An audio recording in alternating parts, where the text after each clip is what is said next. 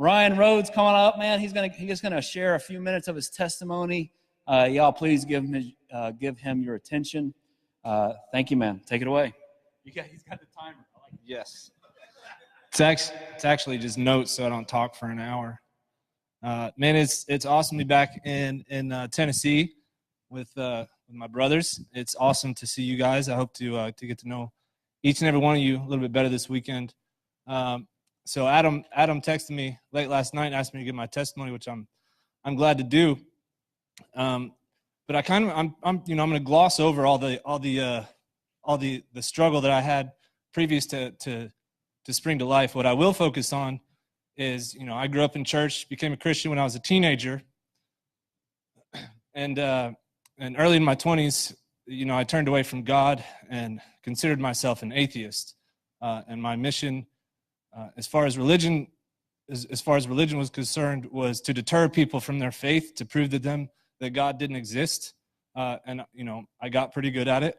I read a lot, learned a lot, and anyway, in that I turned to drugs and alcohol and wound up at S2L, and I had an identity crisis. And about 2 weeks into the program, I decided to keep an open mind to the curriculum, into the program, and so that's when I opened up my Bible for the first time.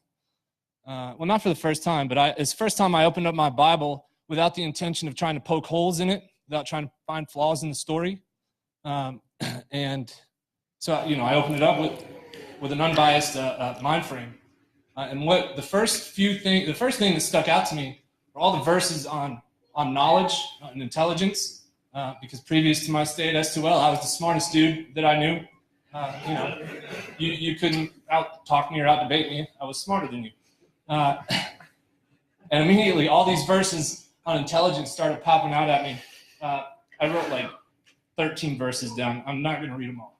But there's one in particular. I think it's in Thessalonians. But it says, the intelligence of the intelligent will waste away.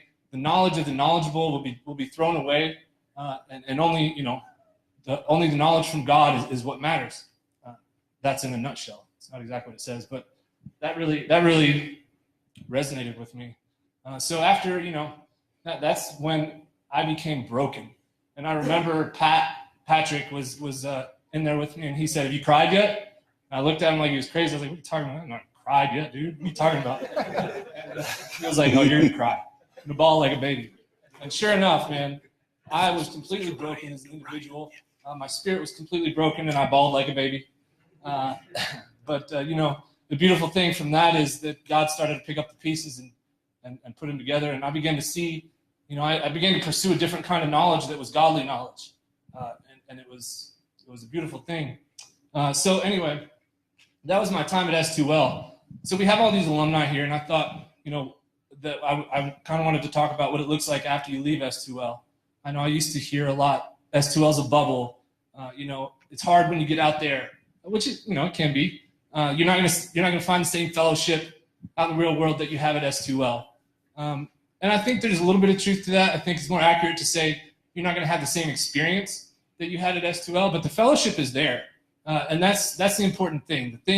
There's a few crucial things in my life, and probably all the guys that are here would say the same thing. I bet a few crucial things that keep us on a righteous path, on a path that seeks, Jesus, and that is get plugged into a church.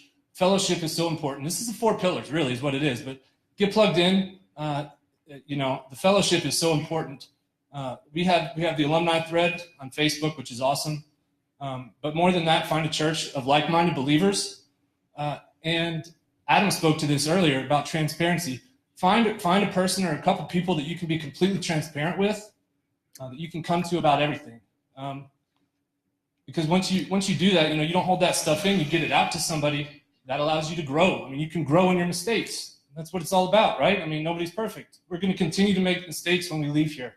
I've had guys that I was in the program with that have called me up and I slipped up, had a drink, did this drug. I said, that sucks. It's probably shouldn't have done that. But there's silver lining in it because, in your old life, would you ever have called somebody like me and told me that you slipped up? No, you would have kept going, right? So the fact that you recognize it, that you have conviction, Yeah. not guilt, but conviction. There's a difference. Yep. That's good. You know, that is a testament to itself and shows your progress. So get plugged in, have the fellowship, and prayer, man. Prayer is so important. I undervalued and underestimated the power of prayer until very recently, and probably still do. James 5:7 says the prayer of a righteous person is powerful, you know? So when you pray, when I pray, speaking to myself too, pray with reverence, pray with humility, honesty, with boldness, pray by yourself, and often pray with a group of people. When you do that, your relationship with God is strengthened, and then your prayers become even more powerful. It's like it's cyclical, you know? It's an amazing thing. But anyway, I'm going to cut it off there. I'm excited to be here. I hope to get to meet every one of you. If you guys have questions, whatever, come to us.